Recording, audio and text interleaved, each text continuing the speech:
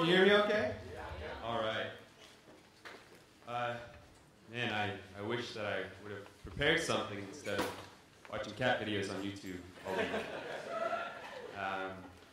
That song is really special to me, and it's going to be a integral part of my service, and I'll get into the significance of the lyrics of that song a little bit later on. But the title of my service this morning is Salt and Light, Fighting for Love. So my service this morning is twofold. I have two separate topics that I want to discuss, but they are interconnected. And just for the sake of clarity, I just wanted to say from the outset that one part of my service is very biblically based, and the other part of my service, I'll be delving into the experience that I had in North Carolina a few weeks ago when I went to the Set Free Summit. But the two things are interconnected, but I'll be segueing, hopefully smoothly, between the two topics. So first, I just want to preface this by saying that perhaps some of you in the audience have read the Bible, you cherish the Bible, it's a very meaningful book in your lives, and perhaps some other people in the audience don't know a whole lot about the Bible, or it's a book that's perhaps archaic and outdated, it's written over 2,000 years ago. And it's like, what relevance does the Bible have in today's world? And my intention with this service is to speak to both audiences. I really want to grasp the essence that the Bible has to teach for those of you that have read the Bible probably cover to cover and know it a lot better than I do. But I also want to reach out to those of you that perhaps have not read the Bible or don't know anything about the Bible. So I'm going to be walking a fine line here and trying to present it to a broad audience for all of you guys that are here today. So let's jump right into it. So I'm going to be talking about Jesus' Sermon on the Mount. And this is my favorite passage in the Bible. Jesus has just collected all of his disciples in Israel, all of his 12 disciples, and this is the part of the Bible where Jesus gives all of his proverbial advice about turning the other cheek, about loving our enemy, about telling the truth, all the things, all these universal laws that even the secular world abides by are taught in Jesus' Sermon on the Mount. So let's read this. It's a little bit lengthy. It's got a lot of words, but I'm going to try to unpack this in a way that, like I said, for those of you that have read the Bible, you can understand it, and hopefully I don't misinterpret its meaning. And also for those of you that have not read the Bible or don't understand the Bible in a deep sense, can also get something out of this passage. So I'm going to read it and unpack it, kind of line by line. So it says, "You are the salt of the earth. You are the light of the world. A town built on a hill cannot be hidden, neither do people light a lamp and put it under a bowl. Instead, they put it on its stand, and it gives light to everyone in the house. In the same way, let your light shine before others, that they may see your good deeds and glorify your Father in heaven." So what the heck is Jesus saying here? You are the salt of the earth. Has anyone heard that idiom before? Heard that expression? You are the salt of the earth. He is the salt of the earth. She is the salt of the earth. This is an expression to refer to someone who is humble and hardworking and compassionate and loving and just all of the characteristics that we really admire in people. So a person that's salt of the earth you might find in the Midwest or in the South, right? These are people that we really admire. So what is Jesus saying here? You are the salt of the earth. So first, it's important for us to understand the function of salt, the importance of salt in the Middle East 2,000 years ago. So salt was a valuable commodity in the Middle East 2,000 years ago. It was used to pay Roman soldiers. And actually the word salarium is the word that would derive the word salary from. And so the word salarium in Latin means salt, and because salt was very valuable 2,000 years ago. So there are three main functions that salt serves today, but also the Middle East 2,000 years ago. So the first function of salt, it acted as a preservative, right? So 2,000 years ago, they didn't have the 20th century technology that we have today of refrigeration. So whenever they slaughtered a goat or slaughtered any kind of animal or fish or any kind of perishable good that could rot easily, they didn't have refrigeration, so they would put salt on their food in order to preserve it. Secondly, salt acts as a flavor enhancer. So it's kind of funny. A couple weeks ago, I was cooking ground beef with our new youth pastor, Juliana. We were cooking for Slam, and we were going to make some really good spaghetti sauce. And we were cooking this ground beef, and I was like, Juliana, let's put some salt on it, just to flavor it up a little bit. She's like, just salt?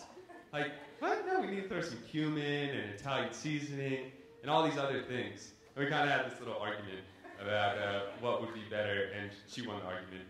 And we ended up putting a lot of different spices in it, and it ended up being really good.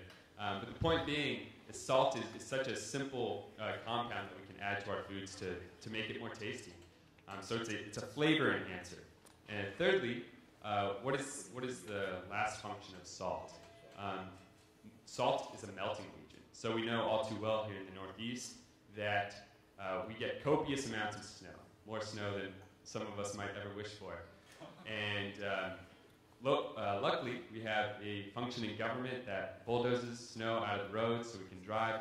But the dangerous thing about snow is not the snow itself, but the layer of ice that leaves underneath the snow. So after the snow is bulldozed out of the roads, there's often a thick layer of ice that needs to be melted.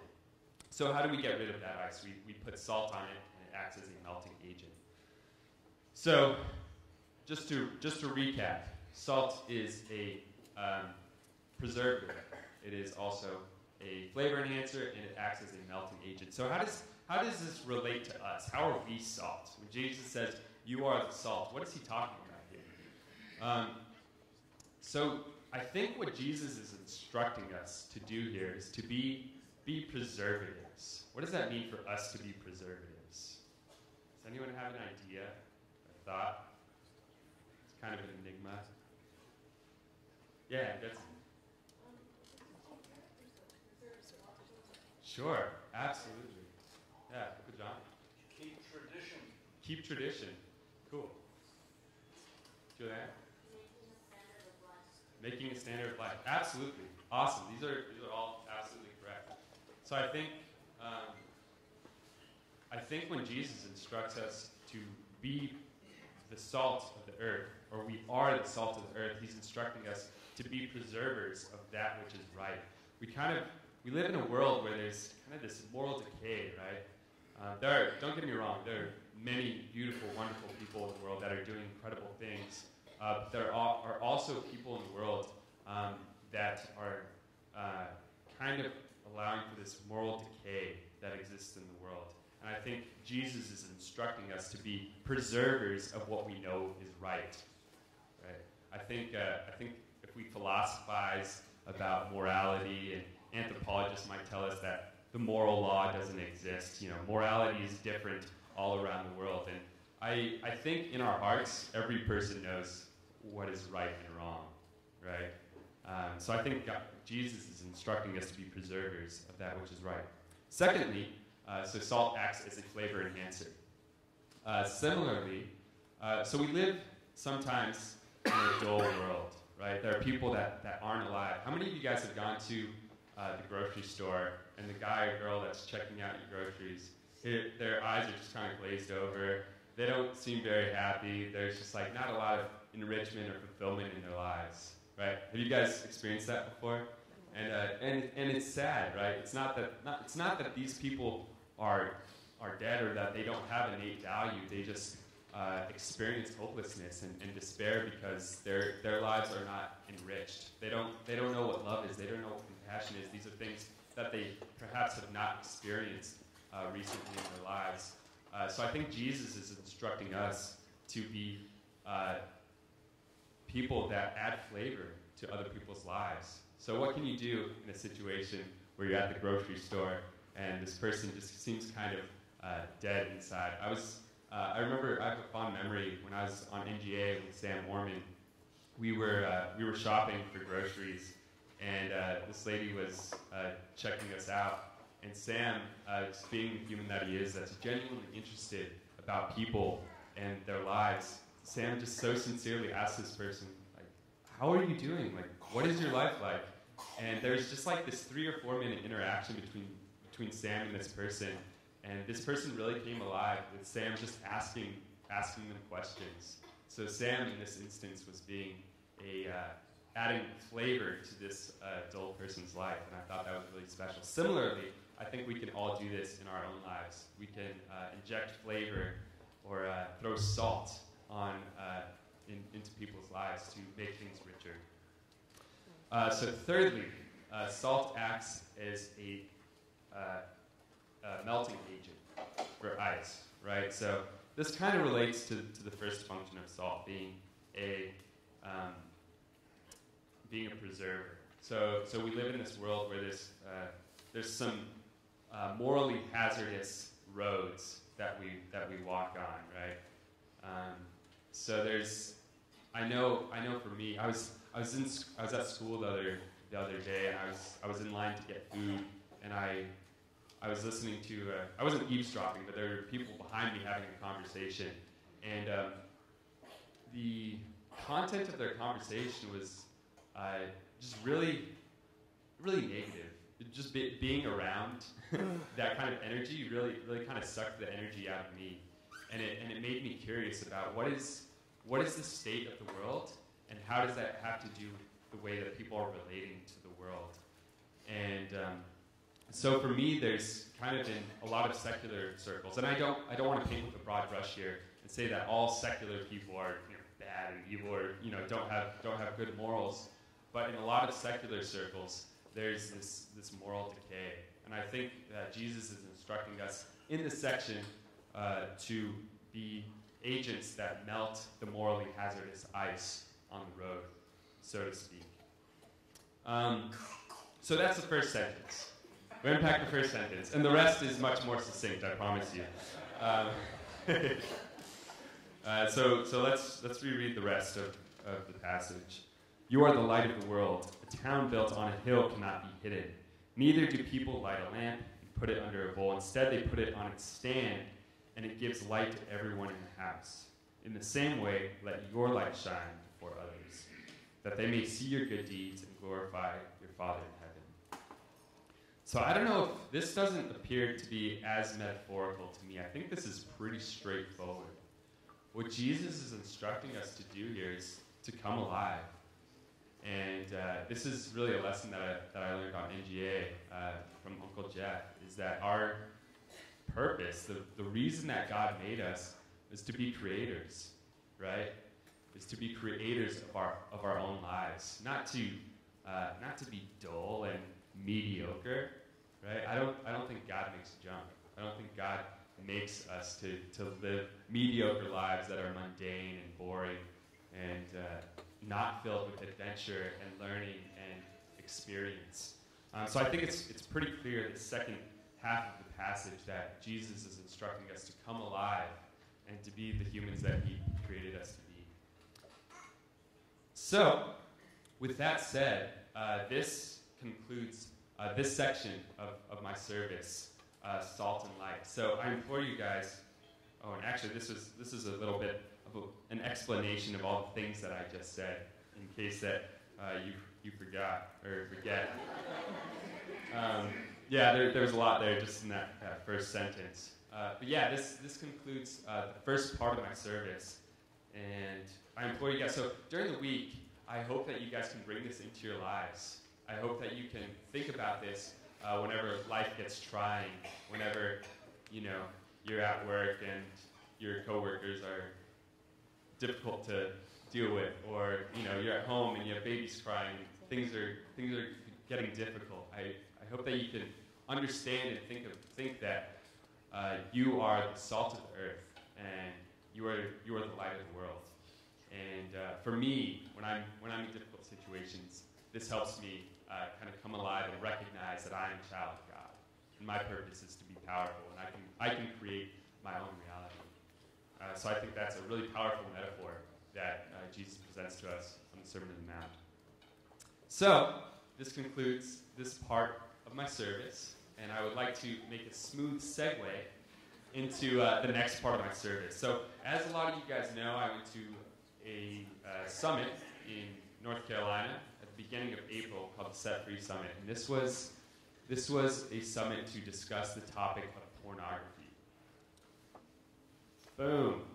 Pornography. And you're thinking, why did I put the baby on there? And this is, that's the face that you make whenever you hear the word pornography in church, right? Perhaps some of you guys, your stomach tenses up a little bit, or it's something that's uncomfortable, right? This is a taboo topic. Nobody wants to talk about pornography. But the reality is pornography is seeped into every nook and cranny of our lives.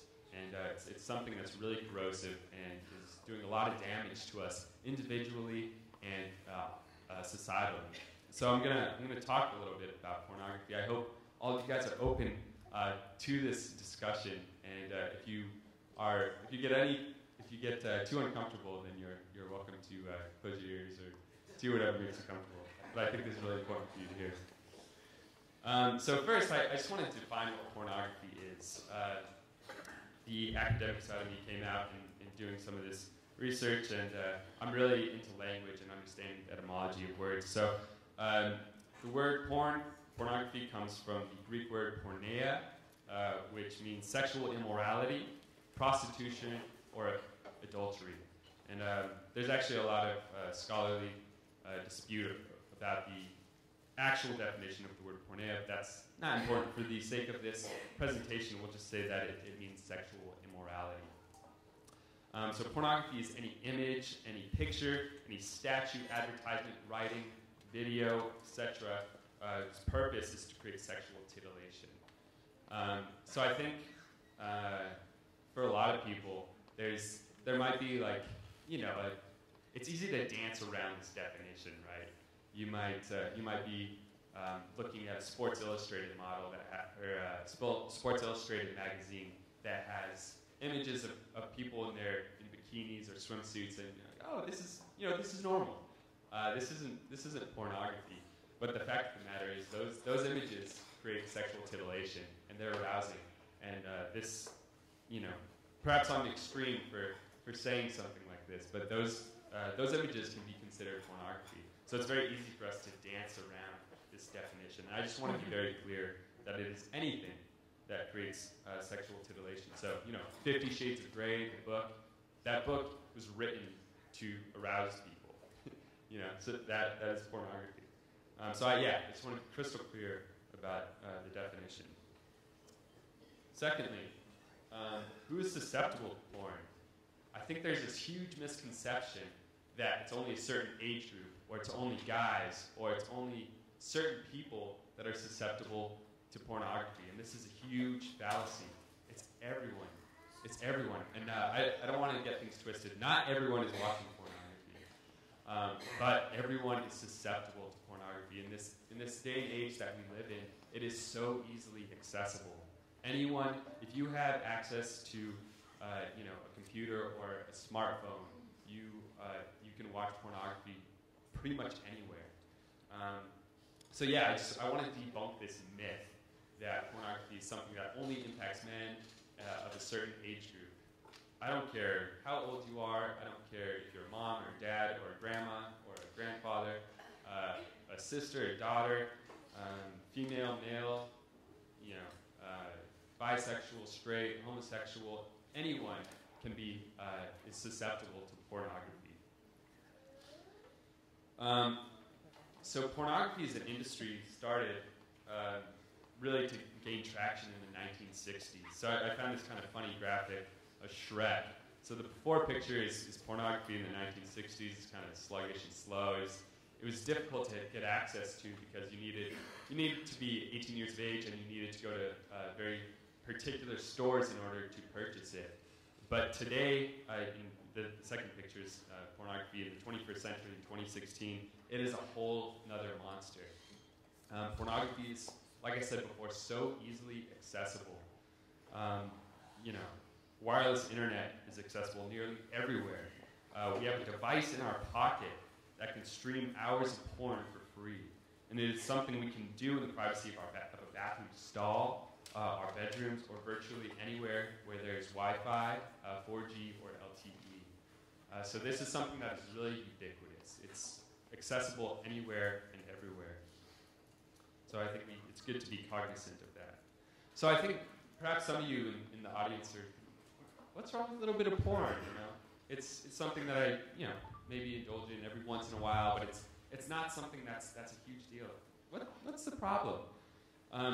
So I just wanted to tackle this, and these are a few of the effects that porn has on us. That I just came up with these things off the top of my head. So this is not at all an exhaustive list of the way that porn impacts us, but these are just a few of the things that I came up with. So porn, first of all, porn perverts our perception of what sex should be like. So whenever we watch pornography, we're having give and take with this thing on the screen that is totally fictitious. This is a made-up scenario.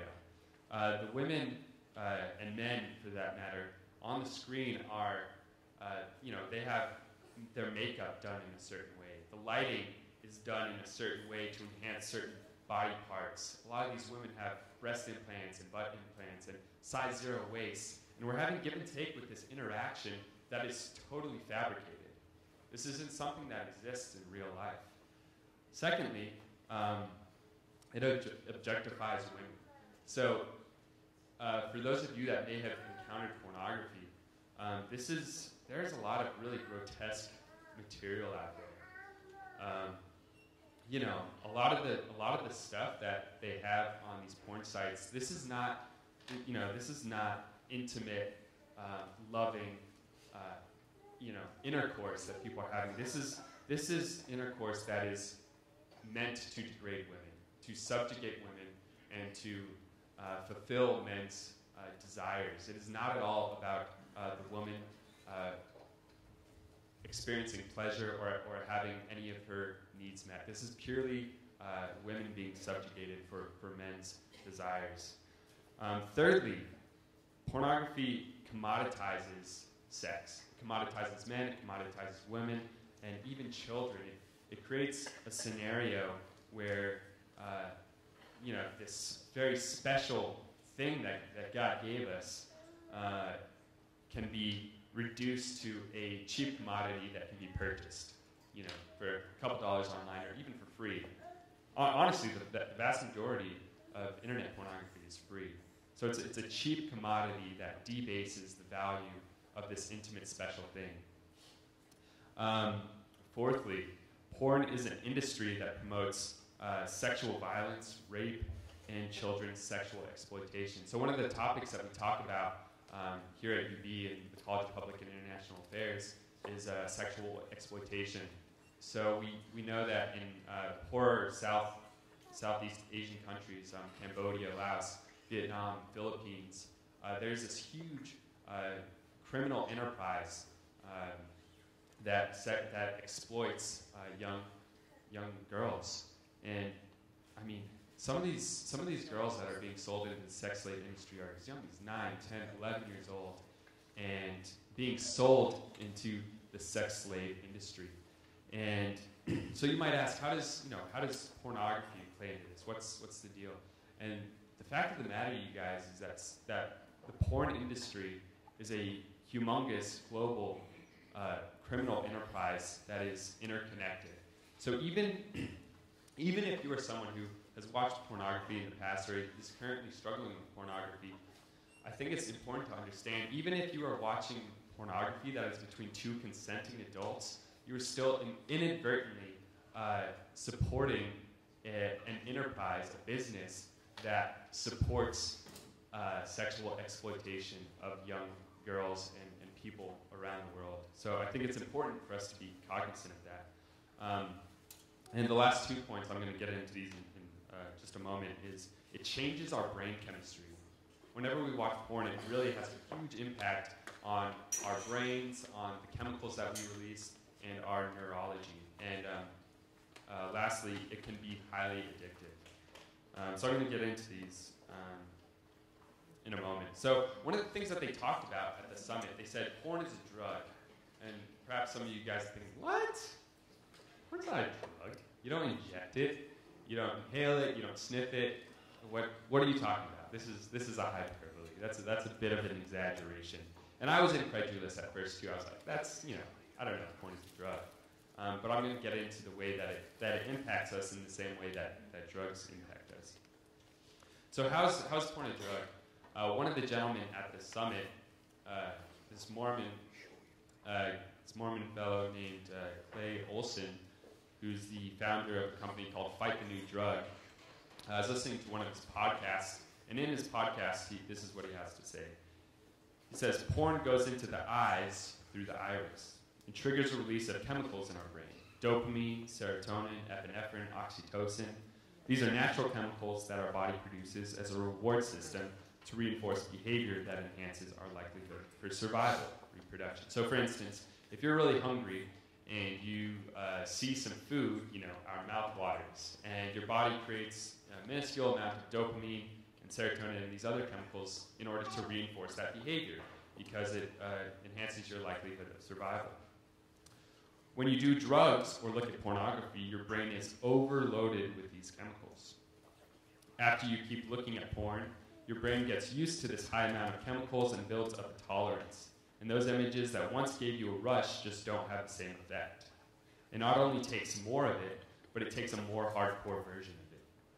Your brain becomes dependent on a rush of chemicals and literally rewires itself to think that's normal, and so you cannot function without it. That is addiction. The same process happens with cocaine and heroin. So this is what happens whenever we watch pornography. When we watch pornography, and the chemicals in our brain are released in order to reinforce that behavior because our body thinks that we're having sex, right? So these chemicals are not inherently bad. Our body is supposed to create these chemicals in order to reinforce good behavior. But what happens with pornography is when you watch pornography, you're not monogamous in pornography. You don't watch one video of two people. When people use pornography, there are millions, hundreds of millions of videos that they have access to that they can flip through until they find whatever suits their fetish. So this is really having a huge impact on our brains and what we perceive to be, good sexual behavior. So on top of that, there's this thing called the Coolidge effect. That once you watch pornography, your brain needs a more hardcore version of it in order to create the same level or the same amount of chemicals. So perhaps you start off with something that's not extremely hardcore. Perhaps you start off with something that's innocuous and relatively tame. But in order to get that same rush several weeks down the road, you need to find something that is more titillating. You need to find something that is, creates a stronger chemical response in your brain. So as you can imagine, this has a profound impact on the way that we view actual sex. So if you're a married person and you're watching pornography, the way that you interact with pornography is going to be much different than the way that you interact with your spouse. And so this is something that I know, research and data has showed us that men that watch pornography, women that watch pornography, it severely impacts their marriages.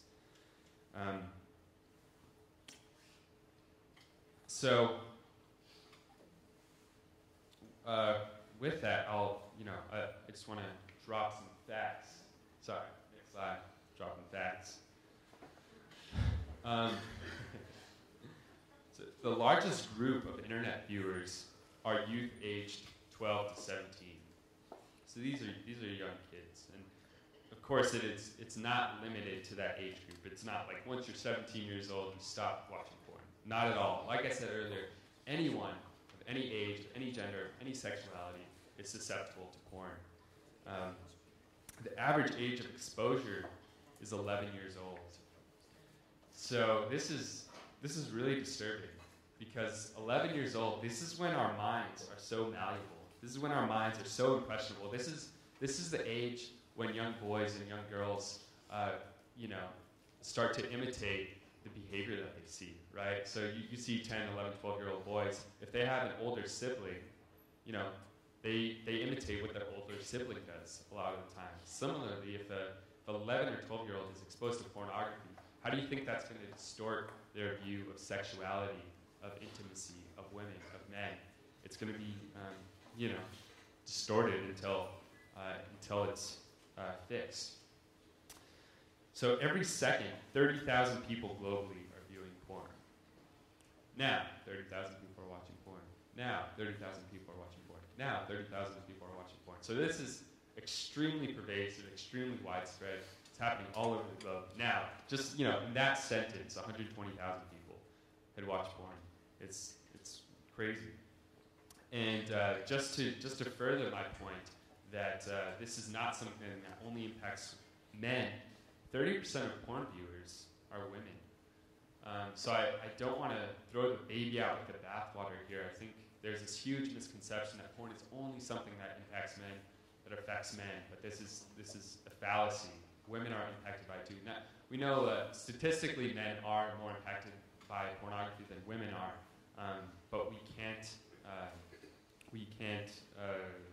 forget that women are also impacted by this. So I'm going to go back to some biblical references.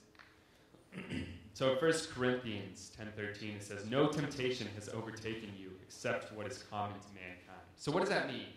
What does that mean? So if there are some people in the audience that may have struggled with pornography in the past or are currently struggling with pornography, know that this is not something that only impacts you. You're not alone in this. And I have to be honest with you guys. I'm 25 years old. I'm youth pastor of Bridgeport, or not anymore. Got Juliana and Nikolai now. But for years, I struggled with pornography addiction. And just in the last few months, it's been something that I've been sober from. But this is something that is really highly addictive, and it is something that afflicts men and women all over the world. So no, if you're in the audience and you're feeling perhaps shame right now, or you're feeling some sense of degradation or whatever it is, know that you are not alone in this, and know that there is hope. So the scripture goes on to say, "And God is faithful. He will not let you be tempted beyond what you can bear. But when you are tempted, he will also provide a way out so that you can endure it." So what does that mean? That means that there's hope. I know for a lot of people that have tried to overcome pornography, it's been something that perhaps they have several weeks or several months of sobriety from, and then they fall right back into it. That's because it is an addiction. It is something that really, a lot of times, not always, but most of the time, requires counseling and a methodological approach to overcome. So there is a way out of it. For those of you that have religious reservations against pornogaphy, and also for those of you that just want to quit because you know that it's not something that enhances your life, there is a way out. And another point that I want to point out, just to show furthermore that pornography is addictive, is really a drug, is as someone that has used pornography in the past, every single time I've used pornography, it has not enhanced the way that I feel. In the moment, we are so entranced by the idea, by the 5 seconds of pleasure that pornography gives us. We think that this is what we really want and this is what we're searching for.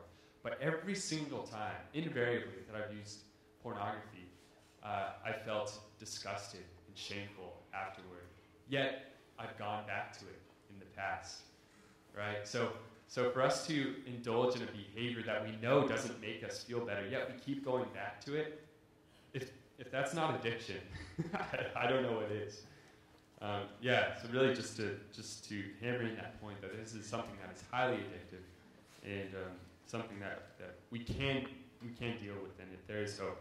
So the reason that I asked the band to play the song "Where You're At" by Alan Stone is, first of all, it's just an awesome song. I love Alan Stone. He's one of my favorite artists. But also the first verse of the song, the lyrics go, I keep my dirt on the surface, so you don't got to dig. The people that make me nervous try to hide all their sins. So I think, especially in church communities, we try to be perfect, right? We expect that everyone in our congregation is perfect, without flaws, that we don't struggle with things. But we know, every single one of us know that we struggle with something, right? We are flawed human beings, all of us. And that's okay.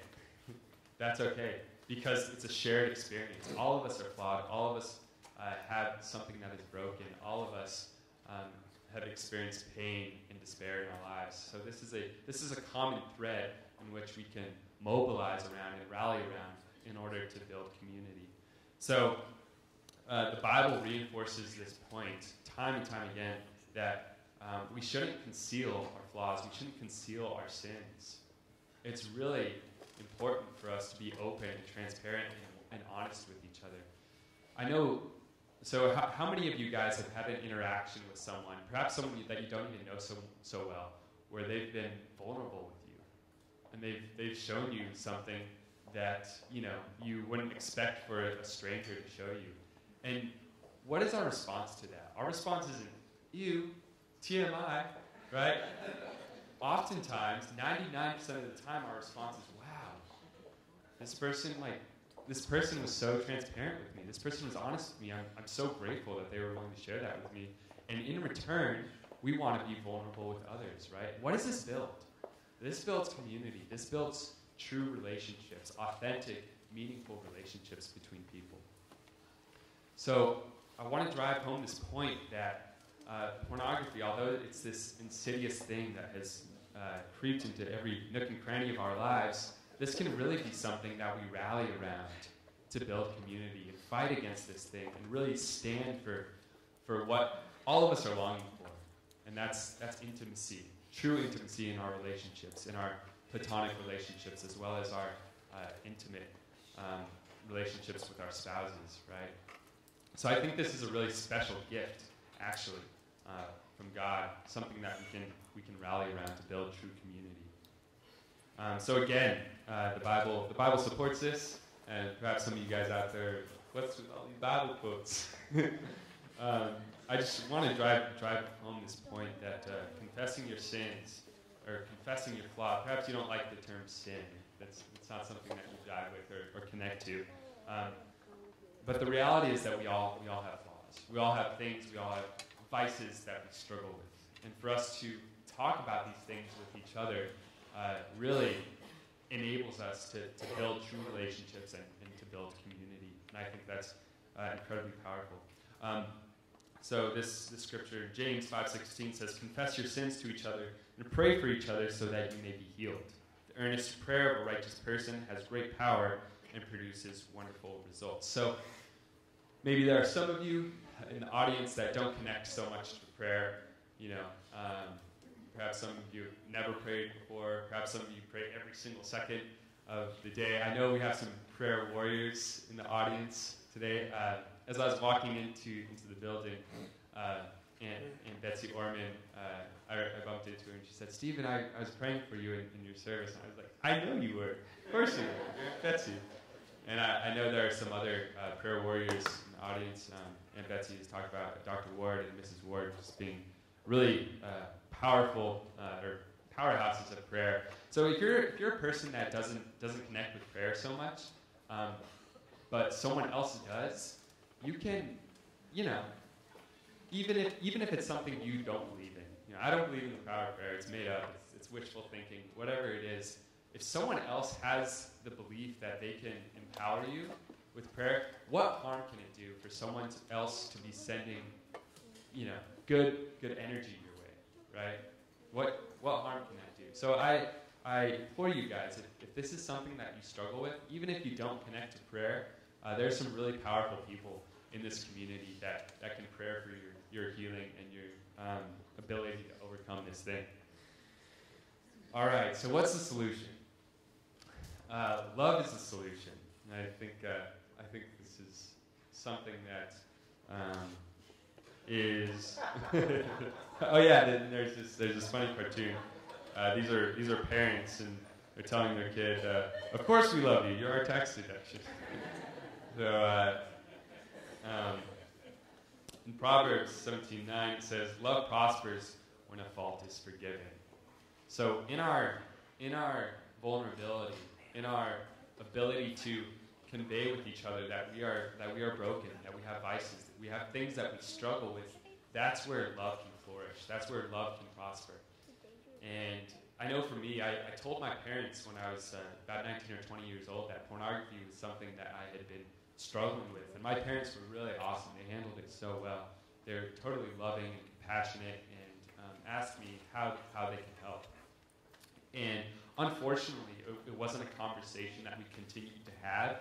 I think a lot of people have this misconception that the porn talk or the sex talk it's a talk, a singular moment that you have with your kids, but pornography is such that it's habit forming, it's an addiction, it's something that needs to be talked about and brought up on a frequent basis until it's totally eradicated from our lives.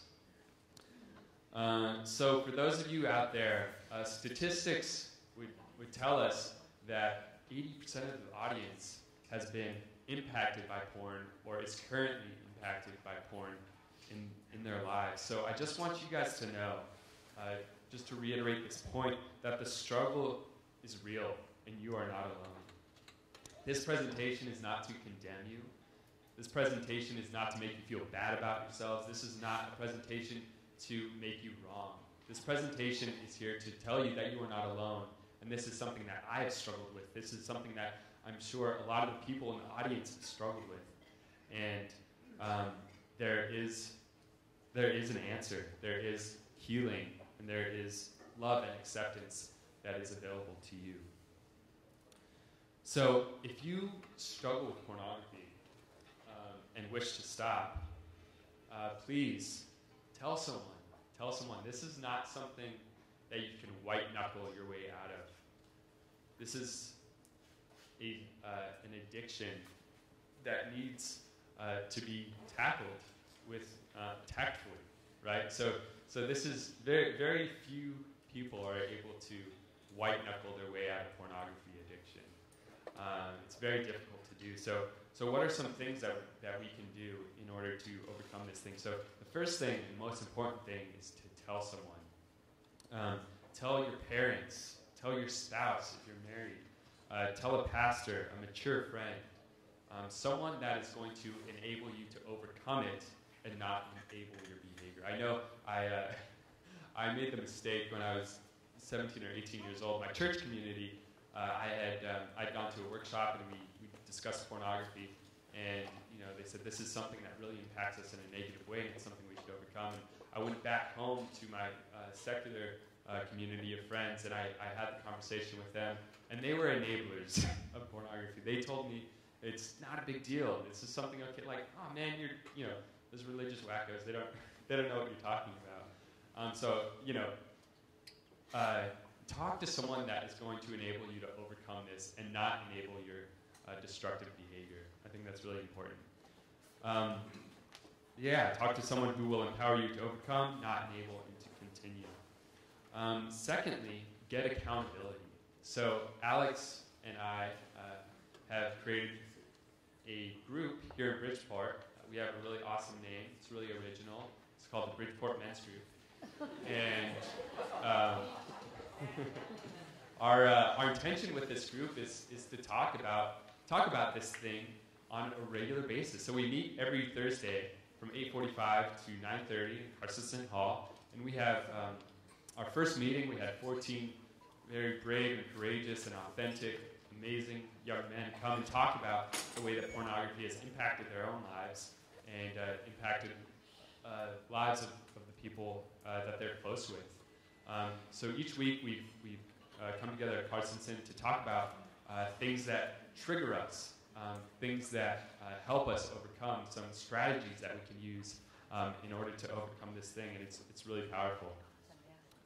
So if you are a man in this community that has this struggle, I encourage you, come to our meetings on Thursday at 8:45 at Carsonson, or you can talk to Alex or I after the service, so we can really tackle this thing. We want to empower you. We want you guys to feel awesome about yourselves. We want you to live awesome, empowered, authentic lives, right? So this is once again, this is not to condemn you. This is not to make you feel bad about yourself. This is not to make you feel wrong. This is something that we want to do to enrich your lives, and I hope that is what you guys understand in this. There's a women's group in the making, because as I said, 30% of porn viewers are women, so women also need counseling, and we can't forget this. Unfortunately, I'm not a certified sex therapist, and I don't know that women would feel comfortable talking to me about if they do struggle with this problem.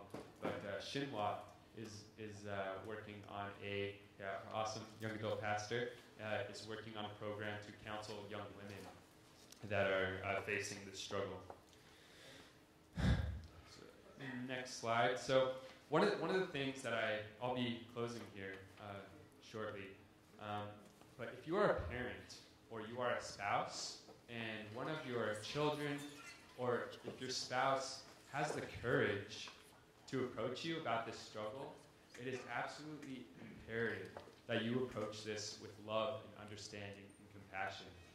I know a lot of parents, or a lot of people in the past have approached their parents about this, and their parents' response is anger.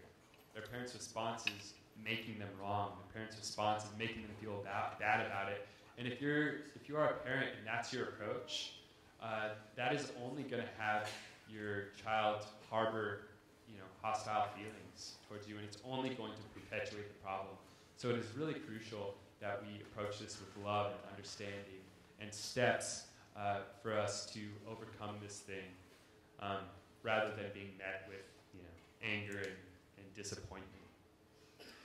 So I just want to close with giving you guys some resources on how to take this thing on. So there's this really cool website called Pure Mind Online. It's not puremindonline.com. It is puremind.online. That is the website. This is a website developed by one of our awesome first gen. I don't remember the gentleman's name. John Williams. This is a really professional website. It has forums about pornography, has videos on steps that we can take to overcome pornography. It has software that you can purchase to put on your device to block pornography from entering any of your screens. There's Candio, behaviorchange.com. This is another website with very similar resources. And one more website is covenanteyes.com. This is a website where you can purchase software that blocks any and all pornographic images that come onto any of your devices. So they've developed this really sophisticated algorithm that is able to tell whenever any pornographic image comes onto your screen. So, just like I said, porn seeps its way into every nook and cranny of our lives. So perhaps we're watching a YouTube video, or Game of Thrones, or our favorite Netflix show, and all of a sudden there's a really explicit sex scene that comes on. These algorithms are able to block your screen from allowing you to view those images. So some of you guys might be thinking that is a huge invasion of my privacy, and that's not something I want to do. So if you don't wish for software to have that much access to your information, then you can utilize some of these other resources. But if pornography is something that you've continually struggled with, and one of those things that can be incited by just about anything, then I think having software like this can be very conducive to having you overcome your addiction. So once again, I just want to drive the point home that this is an awesome gift that we have to have this conversation. This is an opportunity for us to create new relationships in our lives.